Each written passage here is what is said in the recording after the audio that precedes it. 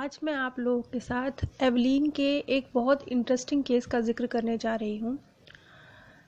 Aeolian एक बहुत rice, बहुत ऊंचे दर्जे पर काम करने वाली महिला थी। उसका एक शादीशुदा जीवन था। पैसे की कोई कमी नहीं थी। वो रईस औरतों में उसकी गिनती होती थी। शारीरिक रूप से वो बहुत स्वस्थ थी, आकर्षक थी, युवा थी।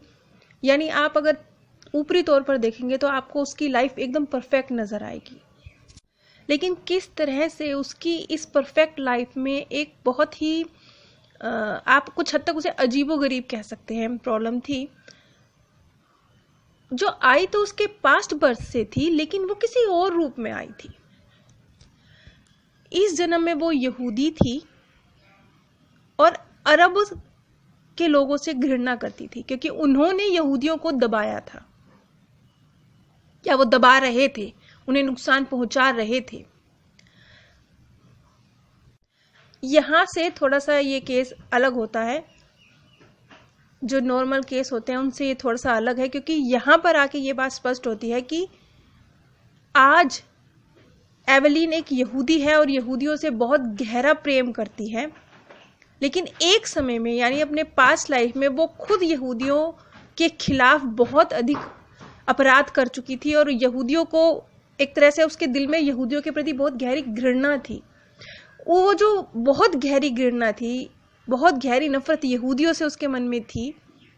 तो एक तरह से आत्मालोक में उसके खुद का डिसीजन था कि इस बर्थ में वो एक यहूदी बनकर पैदा होगी। लेकिन इसका कुछ नतीजा नहीं निकला। होना तो ये चाहिए था कि वो यहूदियों से प्रेम करने लगती और एक सामान्य तरीके से जीवन जीने लगती, लेकिन ऐसा कुछ नहीं हुआ। हुआ इसके उलट।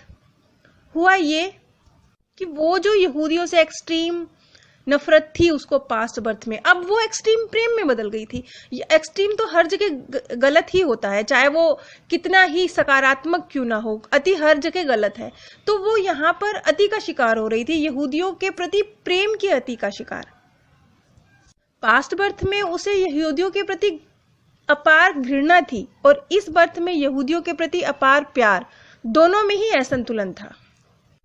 एवलीन एक महिला एग्जीक्यूटिव थी और वो दो कंपनियों का आपस में जो विलय होता है, एक कंपनी द्वारा दूसरी कंपनी को खरीदे जाने में जो सहायता होती है, उसके लिए वो कार्य करती थी। और ये जो सौदे होते थे ये कई करोड़ में होते थे।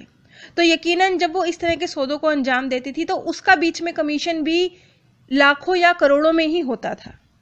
यानी धन उसके लिए कोई समस्या नहीं था। वो लगभग 30 साल की थी, एक बहुत ही आकर्षक व्यक्तित्व, खूबसूरत चेहरा।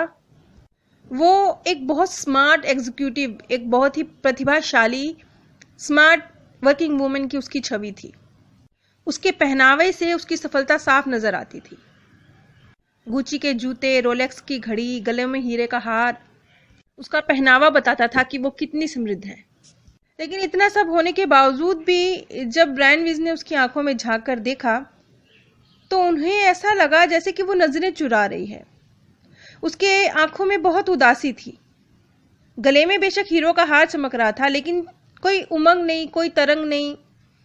आंखों में एक उदासी जिसकी कोई वजह नहीं। उसने बहुत ही सीधे सपाट शब्दों में ब्रैनविज से कहा, मुझे मदद चाहिए, मैं नाखुश हूं।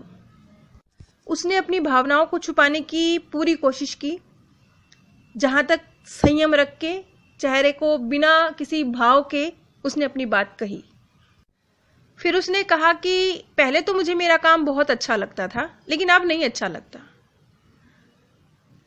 पहले मैं अपने पति से प्रेम भी बहुत करती थी, लेकिन अब तलाक हो चुका है। अब तो यह है कि अगर कभी मेरा अपने एक्स पति से आमना सामना हो भी जाता है तो मैं उनकी तरफ देख भी नहीं पाती हूं। अब आप समझ सकते हैं कि नफरत कहां तक है कि वो अपने एक्स पति से, जिससे कभी वो बहुत प्रेम किया करती थी, आज नजर भी नहीं मिलाती है। ब्रैनविज ने पूछा कि उसके जीवन में ये जो बदलाव आया ये कब से आया। उसका जवाब था, आत्मघाती हमलों के बाद। ये चीज बहुत अजीब थी, इसलिए क्योंकि आज तक तो ऐसा कभी सुना नहीं गया था कि कहीं कोई न्यूज में आत्मघाती बम विस्फोट कहीं हो रहे हैं और इसका असर इस कदर हो रहा है कि आपको डॉक्टर के पास जाने की जरूरत पड़ जाए। ये बहुत अजीब था ब्रैनविज के लिए, क्योंकि इस तरह की जो मनोस्थिति में जब लोग उनके पास आते थे तो कोई और रीज़न होता था, जैसे कि किसी के जो पेरेंट्स थे वो गुजर जाते हैं, या व्यक्ति खुद किसी बीमारी से गुजर रहा हो, या कोई फाइनेंशियल क्राइसिस में हो, उसका काम छूट गया हो, यानी कुछ व्यक्तिगत मामले होते हैं। ये बहुत अजीब था कि यहाँ व्यक्तिगत तो कुछ नहीं था, कहीं किसी देश में बम विस्फोट हो रहे हैं, आत्मघाती हमले हो रहे हैं, उसका असर एवलीन पे पड़ रहा है। यानी आप व्यक्तिगत रूप से कोई रीजन नहीं ढूंढ सकते उसके इस बिहेवियर का। और फिर वो जार जार रोने लगी, बेचारे यहूदी और ये दुष्ट अरब। तो ब्रैनविज ने कहा, क्योंकि वो बहुत ही यहूदियों के प्रति अपना प्रेम इजहार कर रही थी, तो ब्रैनविज ने कहा कि क्या आप यहूदी हैं? उसने कहा हाँ, पूरी तरह से। उसके इस बिहेवियर को देख के उन्हें लगा कि शायद इसके माता पिता बहुत ज़्यादा धार्मिक रहे होंगे, इस वजह से इतनी ज़्यादा संवेदनशील है वो अपने धर्म के प्रति। तो जब ये सवाल किया गया तो एवलीन का उत्तर था नहीं, वो कोई बहुत ज़्यादा धार्मिक नहीं है और ना ही मैं हूँ।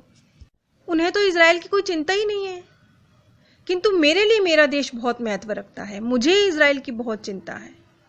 ये अरब लोग मेरे इजराइल को बर्बाद कर रहे हैं। और तुम्हारे पति, वो कहते तो हैं कि वो यहूदी हैं, लेकिन उनको इजराइल की कोई परवाह नहीं है, और यही तो वजह है कि मैं उनसे इतनी नफरत करती हूँ। अब आप समझ सकते हैं कि प्रॉब्लम कितनी गंभीर है कि इस लड़की ने अपने पति के साथ अपने रिश्ते को भी सिर्फ इसलिए तोड़ दिया कि वो अपने देश से, इजराइल से उतना प्यार नहीं करता जितना कि वो करती है। मैंने नीचे डिस्क्रिप्शन बॉक्स में आप सभी के साथ अमेज़ॉन का लिंक शेयर किया है।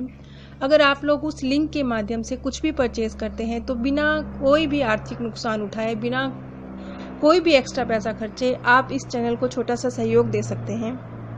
आप सभी पर परमात्म सौंदर्य, प्रेम और आनंद सदैव बरसता रहे। आप सभी दिव्य परम धाम में स्थान प्राप्त करें। आज मैं आप लोगों के साथ एवलीन के एक बहुत इंटरेस्टिंग केस का जिक्र करने जा रही हूँ।